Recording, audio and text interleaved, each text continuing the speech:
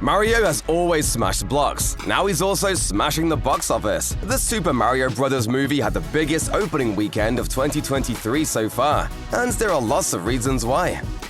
The Super Mario Bros. Franchise began way back in the medium's infancy, with the 1981 arcade release Donkey Kong. It officially blew up in popularity with the worldwide release of the Nintendo Entertainment System, known in Japan as the Famicom, in the mid-80s. Even then, critics were sure that Super Mario Bros. Would be an international phenomenon. Mario has remained a staple of Nintendo's carefully curated brand ever since. The series has spawned countless spin-offs, from Mario Kart to Mario Party. Some of these side projects rank among the best-selling video game franchises of all time, apart from the broader Mario umbrella, that is. More than 800 million Mario video game units have been sold, with the series' most recent entry, Super Mario 3D World Plus Bowser's Fury on Nintendo Switch, selling just under 10 million units in 2021. The series has been prime material for adaptation into an animated film for a very long time. Its colorful aesthetics, unique world, and lovable cast of characters not only appeal to kids but to nostalgic adults who grew up with the franchise's earlier entries. It's no surprise that the series' video game success has translated to its box office win.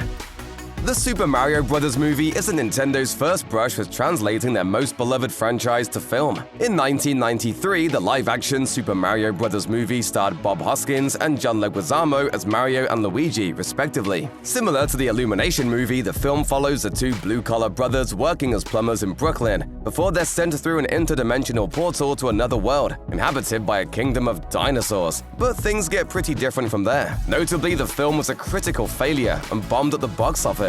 The New York Times said that the film's final 30 minutes were nearly unwatchable and criticized its inability to capture the magic of the original games. Super Mario Bros. Was even hated by the cast, with Hoskins naming the film as one of his biggest regrets. That said, Leguizamo has embraced it in recent years. I knew you had been in the Super Mario Brothers movie. Yeah, shh. I read this. No, I'm proud of it. I'm proud of it now. The 30-year-old film has developed something of a cult audience, though. Director Rocky Morton and Annabelle Jankel told Variety that midnight screenings held at Quentin Tarantino's New Beverly Cinema helped them feel proud of the work they'd done, though Morton admitted that it might have turned out differently if Nintendo was more involved. Nevertheless, hardcore Super Mario Bros. Fans were optimistic about Illumination's chances, given that Nintendo is very careful with its IP nowadays, with many of them excited enough to see the film in theaters. There are lots of adults who grew up playing titles such as Super Mario World and Super Mario 64. Although Illumination's more original projects like the Despicable Me films or Sing may largely appeal to kids, there's a whole generation of grown-ups who are curious to see their favorite childhood games get referenced in the Super Mario Bros. Movie. Critics seem to be noting the film's dedication to appealing to the franchise's longtime fans. They've noted that the movie is focused on channeling nostalgia for the games while also opening up the world to new audiences. This is arguably a strength that Illumination has lacked with their previous adaptations of Dr. Seuss's storybooks. Both The Grinch and The Lorax were criticized for their lack of faithfulness to the source material. Thankfully, faithfulness is a name of the game in the Super Mario Bros. Movie. The film's visuals beautifully recapture the aesthetics of recent Mario video game titles. It's also quite the far cry from the 1993 film, which took quite a few major creative liberties with the design of characters, including Bowser and Toad. Illumination's film remains true to the characters that video game fans have come to know and love.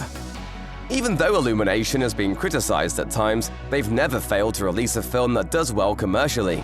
The studio debuted in 2010 with the original Despicable Me, which introduced audiences to the Minions, who are either adorable or annoying depending on who you ask. They've become the company's mascots, and the spin-off film Minions ranks in the top 30 highest-grossing movies of all time. Most of the company's success has been attributed to their low-cost production, with Illumination CEO Chris Meledandri listing off their secrets to the New York Times. Very few management layers, clear decision-making, shortening the length of time you spend developing a movie. It can be done. The Super Mario Bros. Movie does its utmost to appeal to not only fans of the series' more recent titles, but longtime followers from the arcade days. Whether it's through iconic 80s needle drops, memorable enemies from the franchise, or broader meta-references to the series' history, the Super Mario Bros. Movie is a blast for anyone who grew up playing Mario games. Some critics have actually knocked the movie for emphasizing references and visual fidelity to the games over plot, character development, and themes, comparing it unfavorably to other game-centric films like Wreck-It Ralph. It's grown-up stuff. You wouldn't understand. That said, no Super Mario Bros. Game has ever really been acclaimed for its story, aside from maybe RPG titles such as Paper Mario: The Thousand Year Door or Mario & Luigi Superstar Saga. Many of those who care enough to see Mario and his friends translated to the screen likely won't mind a paper-thin story, so to speak. The appeal of the games has always been visuals and action, and the movie has those to spare. Sequences like Mario and Luigi's early scenes in Brooklyn or Mario's introduction to the marketplace of the Mushroom Kingdom are chock full of references and Easter eggs. They're not just nods to Mario's own series of games, but also Nintendo's other properties. For instance, one scene in Mario's bedroom features references to Star Fox, F-Zero, and Kid Icarus in the span of a few minutes. The movie likewise pokes fun at some tropes of the Super Mario Bros. Franchise. As Mario and Toad try to sneak into Peach's castle, they're stopped by two Toad guards who smugly tell them the princess is in another castle, a line players of the original NES game will surely recognize. Every viewing of the Super Mario Bros. Movie is likely to result in spotting a background cameo, callback, or visual flourish that will excite anyone who's familiar with the Super Mario Bros. Series. For gamers who love getting 100% completion in the games they play, the Super Mario Bros. Movie begs for repeat viewings. Prior to the release of the trailers, all fans had to judge the Super Mario Bros. Movie by was the film's official cast announcement, which was revealed during a Nintendo Direct presentation in September 2021. Among the most controversial of those reveals was Chris Pratt as the voice of Mario, replacing the character's longtime voice actor Charles Martinet. Fans were also divided over the announcements of Charlie Day as Mario's brother Luigi, as well as Seth Rogen as Donkey Kong. Many complained about the blanket decision to cast Hollywood stars rather than professional voice actors. Pratt said that he understood fans' concerns, but urged, "Go watch the movie and then we can talk." Even with some fans' hesitations about the cast, it seems they turned up to the theater to see for themselves, just like Pratt requested. While some critics felt that Pratt and Day still weren't right for the characters, others felt they delivered with loyalty, originality, and comedic chemistry. Even Kotaku noted the beauty of Martinet voicing Mario and Luigi's dad in a moment that somewhat passes the torch to the two actors. While other voice actors have divided audiences, Jack Black has been receiving nothing but goodwill for portraying the film's antagonist and scene stealer, Bowser. Fans were excited by the announcement that Black was joining the film, but they were even more thrilled when the film's first trailer showed that he brought his A-game to play the king of the Koopa army. But none of the previews truly captured Black's fantastic performance. The trailers portrayed Bowser as a terrifying threat to the Mushroom Kingdom, but in the actual film it's revealed that Bowser is pining for Princess Peach's hand in marriage, making for some devastatingly funny moments. In one standout scene, Bowser sits at a piano to sing an ode to Princess Peach called Peaches, and it's a brilliant use of Black's musical talent. Peaches began to climb the iTunes charts only a few days after the movie's release. Black even stars in a music video for the ballad, fully clad in Bowser-inspired garb. Illumination has on occasion been criticized for its storytelling, overuse of needle drops of popular songs, and lowbrow humor, which is never more present than in the Despicable Me franchise. But the animation studio has always excelled in its visuals, which often come to life more brilliantly on a movie screen than they would on smaller screens. The Super Mario Bros. Movie in this regard is no exception. If anything, this is a quality that Illumination shares with Nintendo, which is often praised for creating video games with colorful, vibrant visuals and gameplay, but lackluster stories and narrative themes. Frankly, the film over-delivers when it comes to its action sequences. These moments are as equally fluid in the animation as they are overwhelming in a visual sense. Take, for instance, the film's Rainbow Road scene. It offers an action-packed Mad Max Fury Road-style battle between the Kong Army and Bowser's forces, while playing off tropes and references from the Mario Kart franchise. Anya Taylor-Joy, who voices Peach, even drew a comparison between this film and her upcoming portrayal of Furiosa in the Fury Road prequel. Bizarre that the two characters in my filmography that have the most in common are Princess Peach and Furiosa. Early reviews of the Super Mario Bros. Movie weren't especially kind about its cinematic qualities. While some rightly appreciated the film as a love letter for Nintendo's biggest franchise, others were critical of the plot, soundtrack, and humor. It was hovering around a 50% critic rating on Rotten Tomatoes, though that has increased a bit since. Some critics even labeled the Super Mario Bros. Movie as one of Illumination's worst offerings. That certainly came as quite the surprise for hardcore Super Mario Bros. Fans, who started worrying that Illumination would wash out the franchise's most appealing qualities. But lots of moviegoers also seemed to ignore the early criticism. Ultimately, fans had to be gratified that Illumination did a good job faithfully adapting their beloved franchise, especially compared to the 1993 live-action film. While it may not be enough to woo folks who are unfamiliar with the games, distrust of those early reviews convinced skeptical Nintendo fans to check it out for themselves. Video game-inspired movies have had a rocky past, making Nintendo hesitant to license their intellectual property to studios eager to adapt the company's best-selling games. Longtime Nintendo game designer Shigeru Miyamoto, who created Mario, told Variety, "We were fearful of all the failure of past IP adaptations. Thankfully, the tide has turned lately thanks to more faithful adaptations of many video games. One of those successes has been the live-action Sonic the Hedgehog films, starring Ben Schwartz as the voice of the titular Blue Blur. Early trailers concerned hardcore fans of the series due to Sonic's design. This resulted in a last-minute delay so that Paramount Pictures could redesign Sonic's look to more closely resemble his appearance in the games. Once the film debuted, audience response to the movie and its 2022 sequel was extremely positive. Even more recently, HBO had a bona fide hit on its hands with its adaptation of Naughty Dog's The Last of Us, which worried fans who were devoted to the original game's actors. Nevertheless, Pedro Pascal and Bella Ramsey proved themselves to audiences, securing the show a second season renewal only 2 weeks into airing. By then, fans likely felt better about the Super Mario Bros. Movie living up to expectations.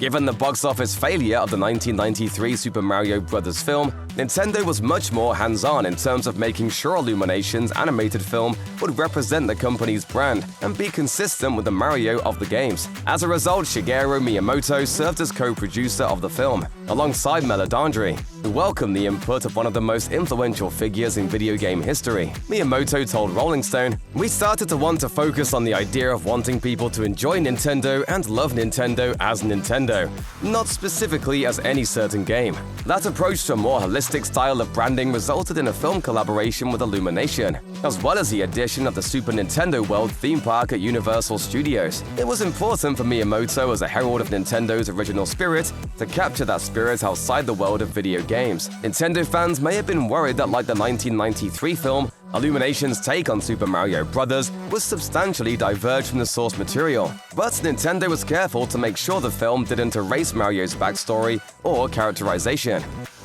Of course, the Super Mario Bros. Movie wouldn't be as adored by fans unless it featured some of the franchise's most iconic music tracks. Composer Brian Tyler helms the film's score, borrowing melodies and songs from Koji Kondo's original music throughout the franchise's history. This is mostly present in the film's many action sequences, which use familiar themes that will make any Super Mario Bros. Fan squeal with excitement. Tyler described the process of adding Kondo's original music to the film's soundtrack, telling Variety, "I wanted to have built-in nostalgia where it immediately feels like Mario. This even contributes to some Easter eggs from the film, such as Luigi's ringtone being the iconic GameCube jingle, or Bowser and Kamek duetting on piano to play the World 1-2 music from the original Super Mario Bros. All that said, some fans found reasons to criticize the soundtrack. Along with oddly placed pop songs during some of the film's key moments, fans lamented the lack of credit to composer Grant Kirkhope, who wrote the infamous DK rap that is featured in Donkey Kong's introduction scene.